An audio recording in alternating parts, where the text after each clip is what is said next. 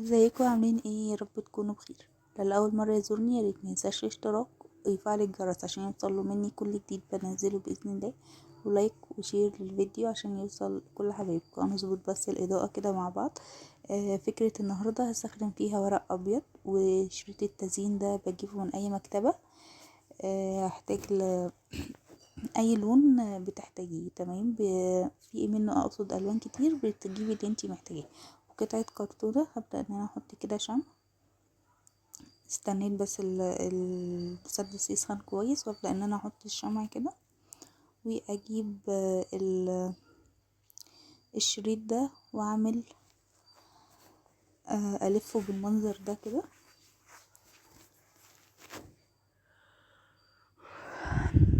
والزقه. تمام. اخلي ارضية الكرتونة كلها كده، او الارضية دي كلها تبقى بالشريط دوت.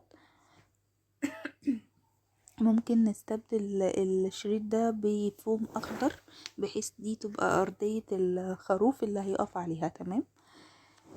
لو لسه مستمرة معايا لعند دلوقتي وما اشتركتيش، يا ريت تشتركي فضلا وليس امرا، وتفعلي الجرس عشان كل ما بنزل حاجة توصلك على طول ويجيلك اشعار بيها. وما تنسوش تصلوا على الرسول صلى الله عليه وسلم. اللهم صل وسلم وبارك على سيدنا محمد.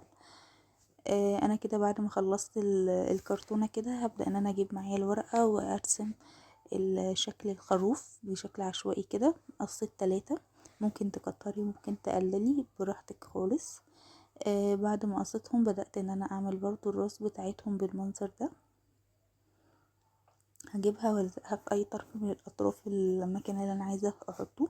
ممكن بدل الشمع اللي احنا هنلزق بيه ممكن نستخدم دبل فيس، ممكن نستخدم صمغ او اي حاجة تانية بتلزق من المكتبة عادي.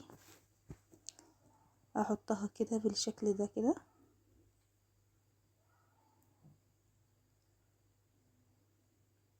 وهبدأ ان انا برضو ارسم الشعر بتاعه كده، او راسه كده شعر، او الشعر بتاعه ده. وهبدأ برضو ان انا احط قطعة شمع كده او حتة شمع، واحط عليها الشعر بتاعه بالمنظر ده. وهعمل له عيون طبعا، وان انا ابدأ ان انا الزقها. ورجلين، رجلين الاول حطينا الرجلين كده بالمنظر دوت. كل الحاجات دي طبعا قصينها بورق عادي اسود، ورق اللي هو الورق الاي 4 تقدري تستخدميه. وممكن نستبدل الاي 4 دوت بالفوم، سواء جليتر او سادة تقدري ان انتي تستخدميه. تمام. سواء الورق الابيض او الورق الاسود، ده ورق اي 4 بنجيبه من اي مكتبة بكل سهولة. هبدأ ان انا ارسم دواير واحطها كده، ده العيون بتاعته. في خطوات كده ما صورتهاش بحيث ان احنا عارفين بتتعمل ازاي، وكمان علشان الفيديو ما يطولش معانا كده. العيون بتاعته هبدأ برضو ان انا اعمل الاتنين الباقيين هيبقوا بالشكل ده. هجيب معايا كده والودن بتاعت الودن دي، العصاية بتاعت الودن دي ممكن نستبدلها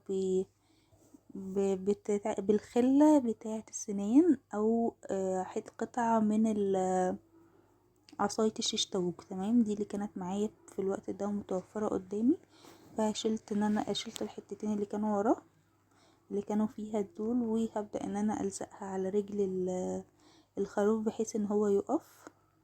انا بظبط بس الطول اللي انا محتاجاه. تمام كده. هبدأ ان انا احط شمع على الورقة واحطها عليها قطعة الخشب اللي احنا قصيناها دي. هعمل الاتنين نفس النظام. تمام. بشيل القطعة دي كده واعملهم. عملتهم كلهم بالمنظر ده. هبدأ ان انا احط عليهم قطعة شمع والزقهم في الكرتونة. تمام. انا بصوا بعد ما حطيت الشمع لقيت ان انا ممكن اقدر ان انا اغرسهم كده او ادخلهم كده في الكرتونة من غير الشمع. تمام.